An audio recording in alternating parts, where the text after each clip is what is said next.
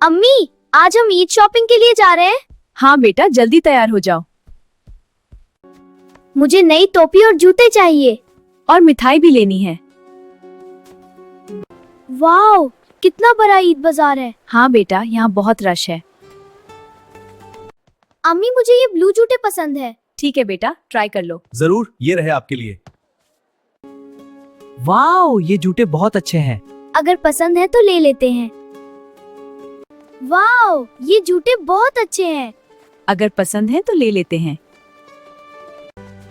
मैं खिलौना भी खरीदूंगा। ठीक है, लेकिन पैसे संभाल के। अम्मी, वो देखें, एक बच्चा रो रहा है। चलो देखते हैं क्या हुआ। तुम क्यों रो रहे हो? मेरे पास ईद के कपड़े के पैसे नहीं।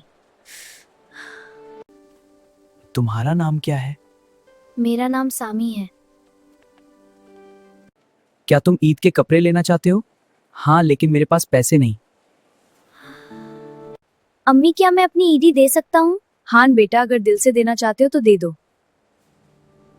ये लो सामी, मेरी ईदी। सच? ये मेरे लिए है? हाँ, तुम भी ईद पर खुश रहो। शुक्रिया अली। मुझे तुम पर फखार है बेटा।